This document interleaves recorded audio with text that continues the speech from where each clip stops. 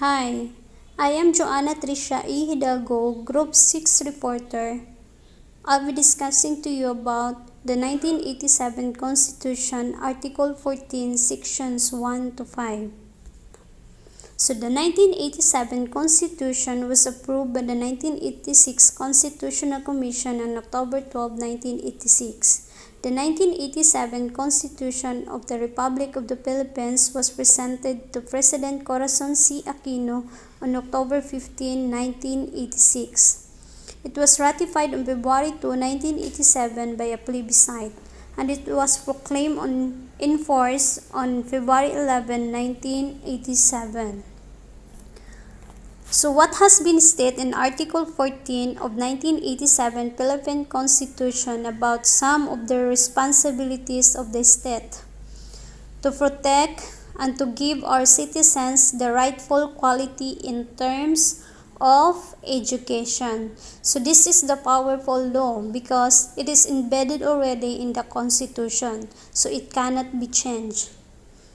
So first one, we have here the Section 1. The state shall protect and promote the right of all citizens to quality education at all levels, and shall take appropriate steps to make such education accessible to all. So not only on elementary, secondary, tertiary, but all levels. And these levels of education must be accessible to everybody. So all citizens must be able to access a quality education.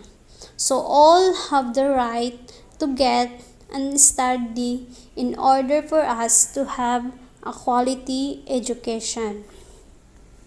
Section 2.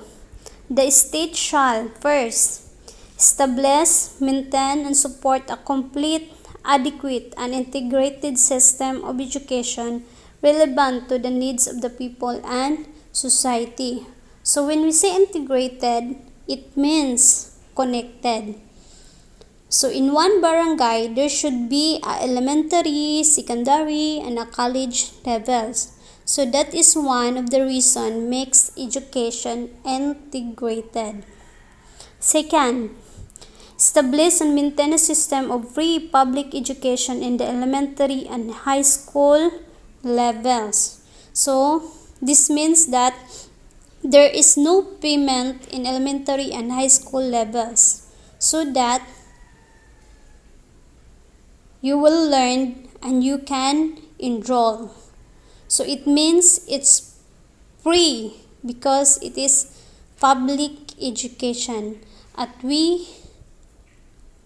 if we could recall, the one who introduced free public education in the Philippines was during the American Egypt. So without limiting the natural right of parents to rear their children, elementary education is compulsory for all children of school age. So this means that you are not forbid the parents to raise their children, but elementary education is really compulsory. So all should study in elementary, because how we able to move forward if we haven't tried elementary education? So it must be compulsory. It must be a must because it already free. Third, establish and maintain a system of scholarship grants, students' loan programs, subsidies, and other incentives. So this means that for those students who cannot afford to pay their tuition, especially those students study in private school, so they are given a scholarship or a study loan programs.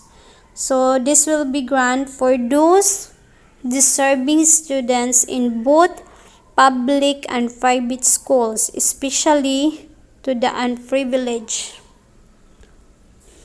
Fourth, encourage non-formal, informal, and indigenous learning system.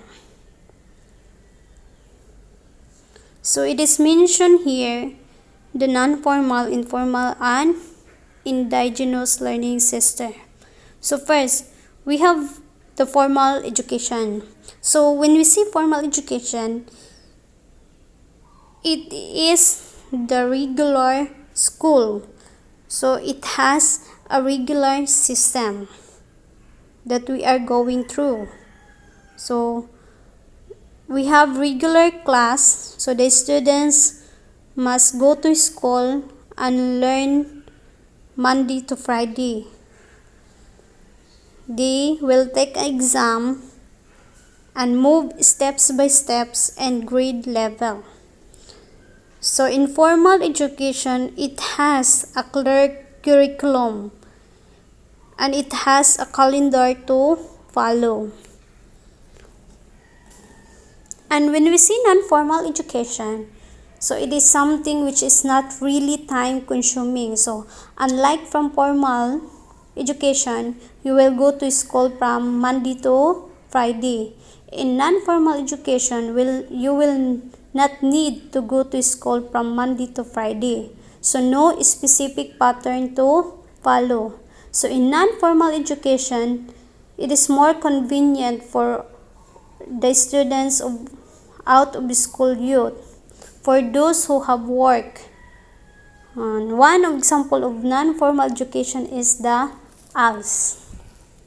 Next is when we see informal education, so you don't need to go to school, no school to enroll. Your teachers are not really a teachers, so you are learning from your own. You are learn from your experience, from your observation, or from your parents. And next is the indigenous learning system. So in indigenous learning system, those learners parts in indigenous groups, they have their own languages. So according to the 1987 Philippine Constitution, those people or students also deserve to learn something. Fifth, provide adult citizens, the disabled and out-of-school youth with training in civics, vocational efficiency, and other skills. So if you are not graduated or you are a disabled person, you are entitled to learn something. You are given the opportunity to learn something according to 1987 Philippine Constitution. Section 3. So all educational institutions shall include the study of Constitution as part of the curricula. So they shall inculcate patriotism and nationalism, foster love of humanity, respect for human rights. So in order for us to really promote such culture to develop citizens who are good, will right value, so we should teach them the Constitution. So they should aware about their right. So what are their responsibilities and rights to develop this sense of patriotism or for loving their country. So when they see nationalism, it is being proud to be part of this group. So that's why we have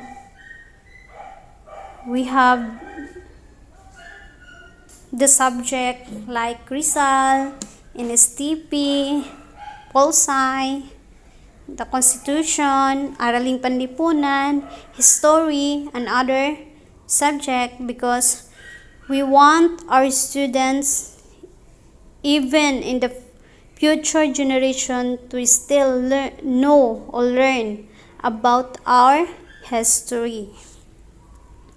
So third, at the option expressed in writing by the parents or guardians, religion shall be allowed to taught to their children or wards in public, elementary, and high school within the regular class hours. So this meant that when you are teaching religion in this school, so you should have the permission on this on the parents or guardians of your students. So it must be expressed through writing.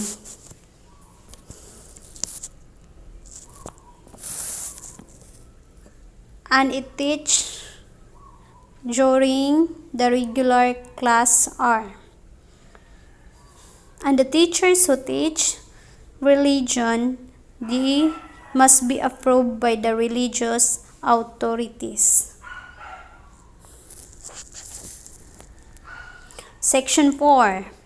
The state recognizes the complementary roles of public and private institutions in the educational system and shall exercise reasonable supervision and regulation of all educational institutions. So it is the right on the public and private institution to really make sure that they are giving quality education. That is why we have in our school we have the so that is why we have here the CHED visitation, the DepEd visitation, because they are monitoring our school.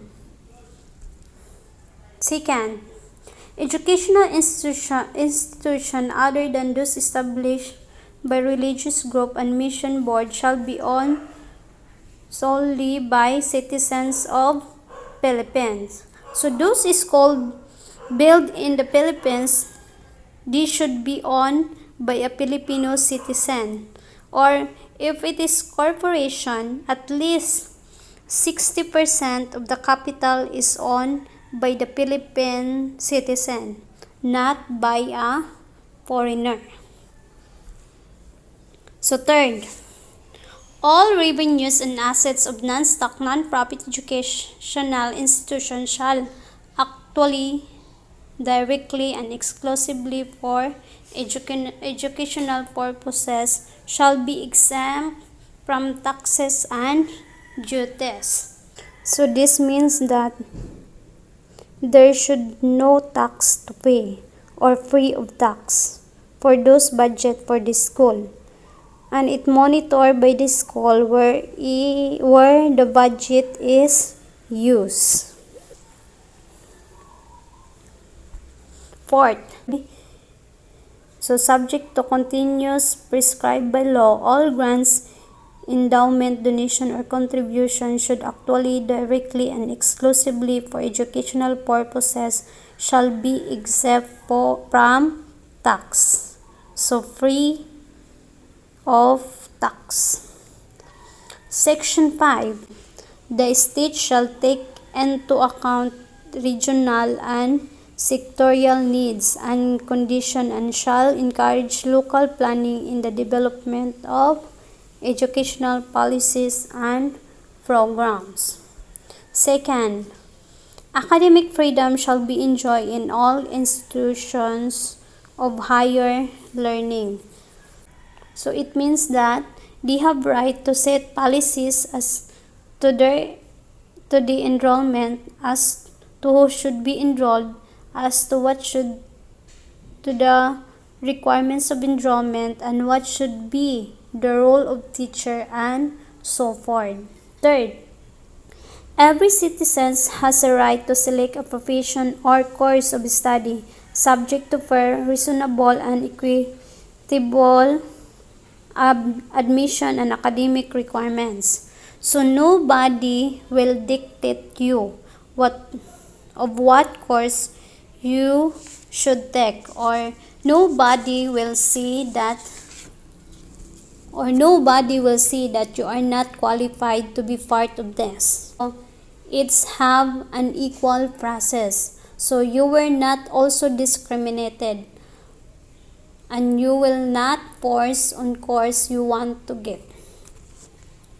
So fourth, the state shall enhance the right of teachers to professional advancement. Non-teaching academic and non-academic personnel shall enjoy the protection of the state. So that is why